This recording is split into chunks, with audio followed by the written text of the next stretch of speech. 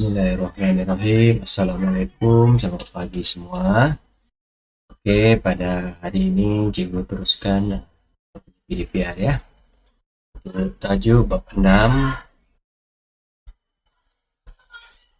topik 6.2, pergerakan dan pertumbuhan manusia ya. Oke, sebelum cikgu teruskan, cikgu punya sesi PDPR, kita duduk dulu teks ya. Oke, jadi dalam buku teks untuk ini menuju ke surat 128 ya. Oke, jadi kepada semua pelajar, ini apa yang cikgu terangkan pada pagi ini adalah berdasarkan inilah pergerakan dan pertumbuhan manusia ya. Oke, tapi cikgu akan gunakan slide lah untuk memudahkan sesi penerangan cikgu. Oke, jadi pergerakan dan pertumbuhan manusia ya, seperti yang kamu nampak dalam gambaran slide itu. Oke, sistem rangka dan otot ya. Dua sistem ini yang membolehkan manusia bergerak ya. Oke, pengecutan dan pengenduran otot rangka menghasilkan pergerakan. Jadi kita bergerak karena dua perkara inilah, pengecutan dan juga pengenduran otot. Oke, otot rangka bertindak secara berpasangan dan berlawanan antara satu sama lain. Oke, setiap pasang otot bertindak secara berlawanan dikenali sebagai otot berantagonis. Oke, pergerakan otot-otot ini membuatkan manusia boleh berjalan, melompat, berlari, berenang, merangkak, dan pelbagai lagi aktiviti pergerakan yang kamu buat ya. Ini akibat inilah otot berantagonis. Oke, Raja 6.12 menunjukkan antagonis otot ya. Ini antagonis otot untuk membengkokkan dan meluruskan lengan. Coba kita nampak di sini ya. Oke, otot bicep mengecut, kemudian otot tricep mengendur. Ini semasa kamu membengkokkan lengan. Oke, apa yang berlaku kalau kamu meluruskan? Ya, berlawanan kan? Pak ini dia berlawan dengan yang di sini kan? Oke, mengendur, ini mengecut. Pula mengecut, yang ini mengendur, ini pula mengecut. Tengok. Jadi proses ini menyebabkan aku boleh membengkokkan dan meluruskan lengan.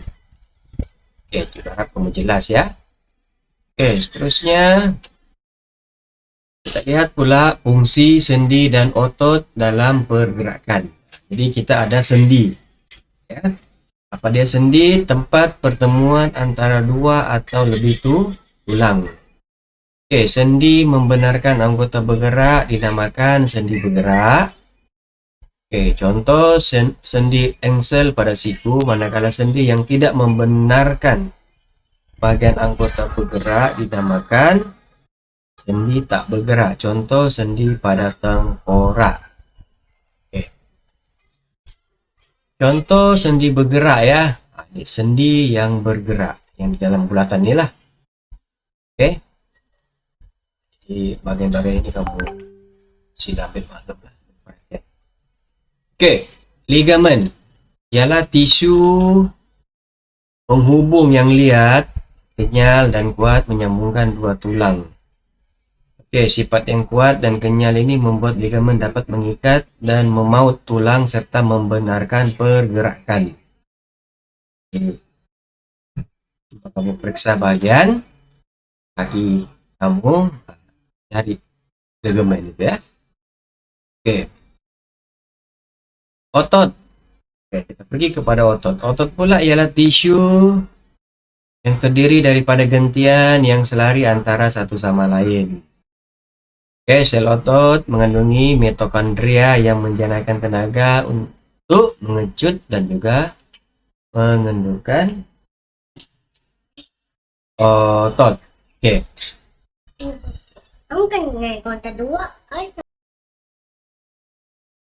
Oke, jadi sel otot ya, sel otot mengandungi mitokondria. Jadi pastikan kamu paham balik apa itu mitokondria ya. Lebih jelas. Oke, tentang tenaga yang kita perolehi semasa kita bergerak, melakukan pergerakan. Oke. Fungsi cecair, sinovial, rawan, dan tendon pada sendi. Ini sangat penting ya, sangat mustahak kamu jelas dan paham ya. Oke, cecair sinovial berfungsi untuk melicinkan dan membekalkan nutriennya kepada rawan. Oke, cecair sinovial juga bertindak sebagai pelincir dalam sendi. Nah, di mana dia? Di bagian sini kan? Ini dia kedudukan lah. Oke, seterusnya rawan. Oke, rawan atau tulang rawan bertindak sebagai cushion dan pelindung terhadap sendi ya. Rawan berfungsi untuk mengurangkan geseran. Nah, jadi di antara dua tulang ini, oke, ada dia punya rawan di ujung, macam dia punya span dia lah cushion. Oke. Oke, tendon pula ialah tisu penghubung. Ini dia tisu ya, macam urat-urat lah.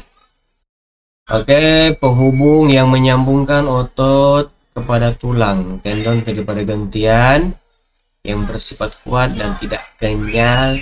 Oke, daya pengecutan otot akan dipindahkan ke tulang melalui tendon. Ini fungsi ya, cair, sinovial, rawan dan juga tendon pada sendi. Oke, seterusnya kita lihat masalah berkaitan dengan sendi dan otot dalam kehidupan seharian. Oke, ibu rasa pelajar-pelajar pernah mengalami masalah kesakitan di bagian tubuh badan, terutama bagian otot.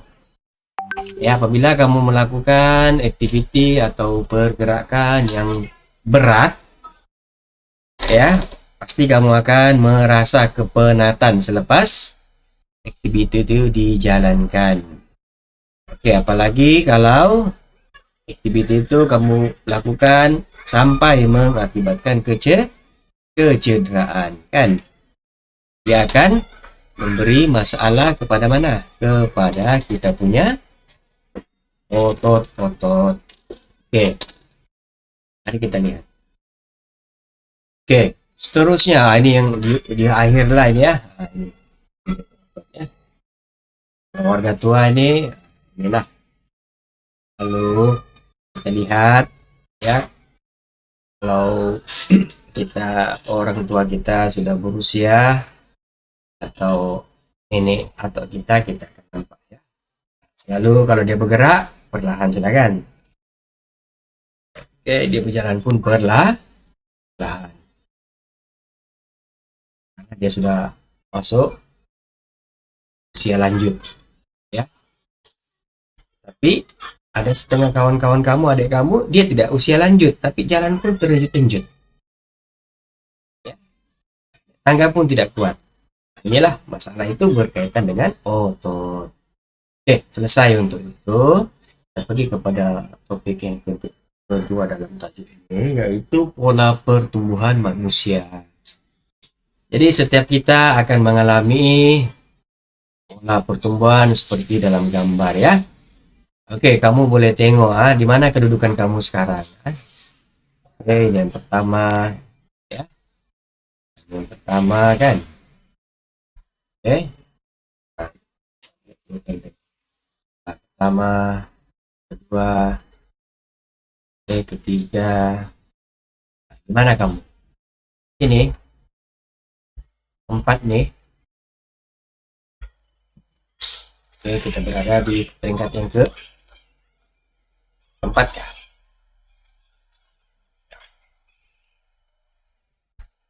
Atau di sini sudah kamu. Kelima ini. Atau keenam.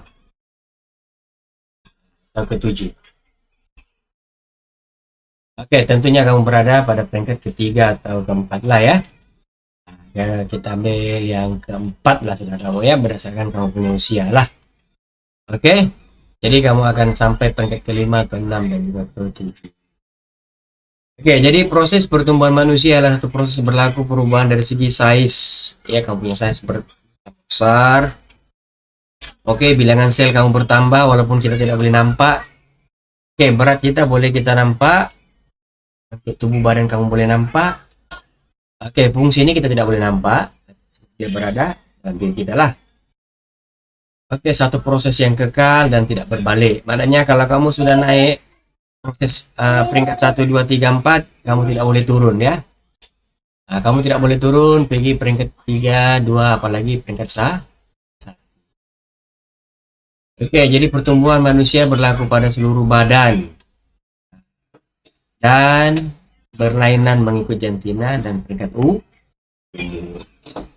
Jadi pertumbuhan kita ini berlaku serentak lah daripada ujung kaki kita sampai ujung rambut. Ya, tidak ada manusia yang kita nampak kepalanya membesar tapi dia punya tangan sama kaki masih bayi. Nah, kalau itu berlaku, bermaksud telah berlaku kecacatan. Telah berlaku kecacatan. Oke. Jadi ini cikgu tidak akan terangkan secara lebih lanjut, kamu boleh baca saja, ini pengetahuan. Ya. Tolong hafal, tolong lihat. Oke, ini kanak-kanak, ini tadi bayi ya, kanak-kanak. Oke, remaja, nah, ini peringkat kamu lah, ya remaja. Jadi pada peringkat ini, remaja perempuan kebiasaannya lebih besar, lebih tinggi dibanding remaja laki. Dan disinilah juga perubahan ciri-ciri seks gender bagi remaja mulai berlaku. Peringkat kamu lah sekarang ya. Oke. Kemudian ini masih lagi kita kira remaja, yaitu umur 16 hingga 18 tahun. Oke. Kepesatan pertumbuhan akan mulai mengurang ya bagi remaja perempuan. Ingat, 13 hingga 15 remaja perempuan dia lebih cepat ya dibanding lelaki ya. Tetapi kalau peringkat 16 hingga 18 kita dapati perempuan berkurangan dan seterusnya dia akan berhenti. Berbeda pula dengan remaja lelaki ya. Di sini mereka akan terus berkembang sehingga umur mereka 20 tahun. Jadi sebab ini kalau kita tengok pada usia 18 hingga 20 tahun, oke, remaja lelaki biasanya lebih besar berbanding remaja perempuan. Oke, ini peringkat dewasa. Nah, ini belum sampai lagi lah peringkat kamu kan. Oke, jadi lelaki lebih besar, lebih tinggi daripada perempuan dewasa lah. Oke, seterusnya ini juga dewasa. Oke, pada peringkat ini pertumbuhan manusia akan malar dan hampir sifat. Maksudnya malar. Nah, ini dia punya klimaks, pemuncak tertinggi pertumbuhan manusia lah. Oke, ini hal ini bermakna pertumbuhan manusia berhenti kecuali bagian-bagian tertentu seperti kulit dan juga rambut. Nah, kuku, kulit, rambut. Oke, ini akan terus tumbuhlah. Nah, kuku kamu itu kalau kamu tidak potong, nah coba perhatikan apa yang berlaku ya. Coba tidak potong setahun kuku kamu, rambut kamu tidak potong setahun. Oke, nah, nampak dia masih tumbuh. Yang lain itu berhenti sudahlah. Oke, jadi ini graf lengkung pertumbuhan manusia ya, sumber Junior Biology ya, dan Space Australia. Oke, jadi kamu tolong perhatikan graf ini. Tengok di mana pertumbuhan pesat bagi bayi, bagi remaja. Oke, orang tua, apa dia punya kategori pertumbuhan. Oke, di mana dia punya peringkat umur. Kamu perhatikan. Semuanya ada dalam graf ini. Dari segi ketinggian pula macam mana. Oke, jadi tolong ambil perhatian ya pada graf ini. Oke, analisa graf. Nah, daripada graf ini, inilah dia punya analisa. 1, 2, 3, 4, 5. Ada 5 analisa yang kita boleh nyatakan. Kita juga tidak akan sentuh semuanya, tapi cukup bagi tahu di sini. Corak pertumbuhan ini membentuk satu lengkung berbentuk S. Nah, S sigmoid. Jadi graf lengkung ini membolehkan kita menentukan kadar pertumbuhan manusia pada tahap berbeza sepanjang hayat pertumbuhannya. Ya. Oke, jadi untuk manusia pertumbuhan akan berhenti apabila mencapai kematangan. Matang? Nah, disinilah tadi kan. Nah, ini kalau sampai sini sudah pertumbuhan akan malar ataupun tidak. Lagi lah. Oke. Kita tengok gambar ini. Apa yang kamu boleh katakan? Oke, progeria ya, penuaan pramatang atau penyakit progeria. Oke, penyakit yang jarang-jarang berlaku ya. Penyakit ini berlaku pada peringkat kanak-kanak, menyebabkan kanak-kanak seperti orang tua. Nah, coba bayangkan ya, kanak-kanak tetapi muka dia seperti orang tua ya. Dinamakan prego. Oke, seterusnya kita lihat pola pertumbuhan antara lelaki dengan perempuan ya. Oke, kadar pertumbuhan lelaki adalah berbeda daripada kadar pertumbuhan perempuan.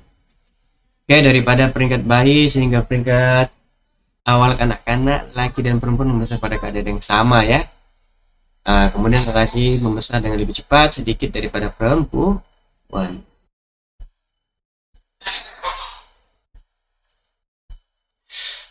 Oke, pola pertumbuhan antara laki dan perempuan. Oke, kita lihat di sini balik. Nah, ini perempuan lebih besar lah daripada lelaki ya. Oke, ini gambar aja dia untuk lebih jelas. Kamu tengok ya, lelaki dan juga perempuan ya. Oke, di mana pertumbuhan lelaki lebih tinggi? Umur 4 hingga 12. Ini kamu mesti mahir baca graf ya. Kamu tengok di sini lelaki berada di atas kan.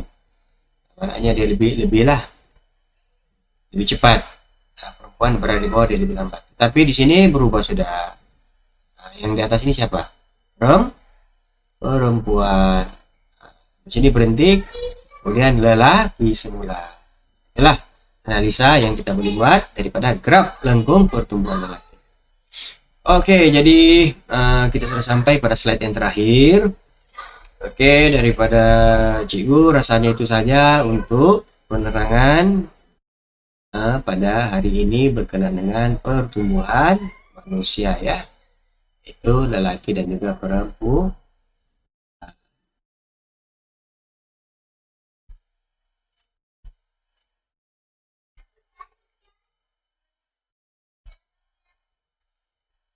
Oke, jadi untuk lebih lanjut pelajar-pelajar ya boleh rujuk teks ya.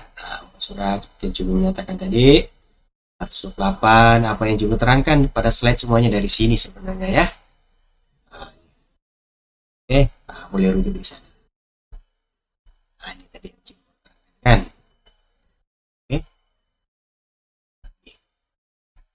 Oke, jadi untuk tugasan kamu nyatakan juga di sinilah. Oke, kamu buat praktis formatif ini, kamu salin semua soalan, ada 4 soalan di sana. Oke, kamu jawab dalam buku latihan kamu. Ya, boleh? Oke, jadi itu saja. Nanti juga akan ingatkan latihan ini dalam grup ya, supaya kamu buat. Oke, untuk hari ini itu saja. Terima kasih atas perhatian Anda. Assalamualaikum, kita jumpa pada sesi PDPR akan datang.